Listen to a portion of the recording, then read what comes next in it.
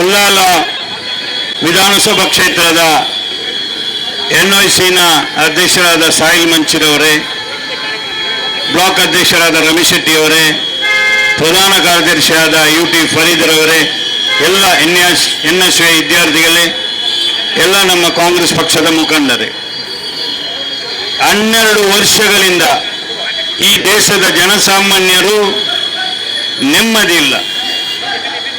ನರೇಂದ್ರ ಮೋದಿ ಸರ್ಕಾರ ಪ್ರಧಾನಮಂತ್ರಿಯಾಗಿ ಇವತ್ತು 12 ವರ್ಷ ಕಳೆಯಿತು. ಪ್ರತಿ ಒಂದರಲ್ಲೂ ಬಡವರು, ರೈತರು, ಕೂಲಿ ಕಾರ್ಮಿಕರು, ವಿದ್ಯಾರ್ಥಿಗಳು ಅವರ ಮೇಲೆ ಚೆಲ್ಲಾಟ ಆಡುವಂತ ಈ ಒಂದು ಸರ್ಕಾರ, ಈ ಸರ್ಕಾರಕ್ಕೆ ಧಿಕ್ಕಾರನೇ ಕೂಗಬೇಕು. 22,000 ವಿದ್ಯಾರ್ಥಿಗಳು ಇವತ್ತು ದೇಶದಲ್ಲಿ ಕಣ್ಣೀರು ಹಾಕ್ತಾ ಇದ್ದಾರೆ. ಆದರೆ ನರೇಂದ್ರ ಮೋದಿ ಅವರು, ಅದೇ ರೀತಿ ನಮ್ಮ ಶಿಕ್ಷಣ ಮಂತ್ರಿಯಾದ ಪ್ರಧಾನರವರು ಯಾವುದೇ ಒಂದು ತುಟಿ ಬಿಚ್ಚುವುದಿಲ್ಲ.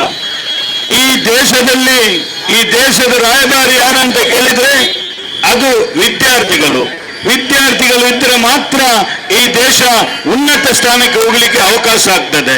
ಇವತ್ತು 22,000 ವಿದ್ಯಾರ್ಥಿಗಳ ಆ ಭವಿಷ್ಯದಲ್ಲಿ ಚೆಲ್ಲಾಟ ಆಡುವ ಈ ಕೇಂದ್ರದ ಬಿಜೆಪಿ ಸರ್ಕಾರಕ್ಕೆ ದೇವರು ಇವರಿಗೆ ಯಾವ ಮನಸ್ಸು ಕೊಡ್ತದೆ ಅಂತ ಈ ಸಂದರ್ಭದಲ್ಲಿ ಹೇಳಲಿಕ್ಕೆ ಬಯಸ್ತೇನೆ.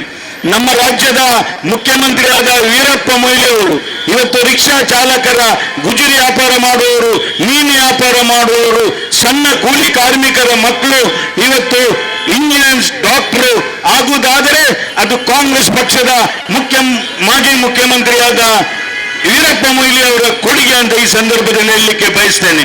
ಇಷ್ಟರ ತನಕ 12 ವರ್ಷಗಳಿಂದ ಈ ಬಿಜೆಪಿ ಸರ್ಕಾರ ವಿದ್ಯಾರ್ಥಿಗಳ ಮೇಲೆ ಯಾವುದೇ ಒಂದು ಒಳ್ಳೆಯ ಕೆಲಸ ಮಾಡಲಿಲ್ಲ ಅಂತ ಈ ಸಂದರ್ಭದಲ್ಲಿ ಹೇಳಲಿಕ್ಕೆ ಬಯಸ್ತೇನೆ. ಆದುದರಿಂದ ಇವತ್ತು ನಮ್ಮ ಶಿಕ್ಷಣ ಮಂತ್ರಿಯಾದ ಪ್ರಧಾನರವರು ಖಂಡಿತವಾಗಿ ರಾಜೀನಾಮೆ ಕೊಡಬೇಕು. ರಾಜೀನಾಮೆ ಕೊಟ್ಟು 22,000 ಮಕ್ಕಳ ಹೆತ್ತವರ ಕಣ್ಣೀರನ್ನು ಒರೆಸುವಂತಹ ಕಾರ್ಯಕ್ರಮ ನಿಮ್ಮಿಂದ ಆಗ್ಬೇಕಂತ ಈ ಸಂದರ್ಭದಲ್ಲಿ ಹೇಳಿ ಒಂದೆರಡು ಮಾತಾಡಲಿಕ್ಕೆ ಅವಕಾಶ ಮಾಡಿಕೊಟ್ಟ ಬ್ಲಾಕ್ ಅಧ್ಯಕ್ಷರಿಗೂ, NIC ಅಧ್ಯಕ್ಷರಿಗೂ, ಎಲ್ಲ ಪದಾಧಿಕಾರಿಗಳು ವಂದಿಸಿ ನನ್ನ ಮಾತನ್ನು ಮುಗಿಸ್ತೇನೆ. ಜೈ NSY.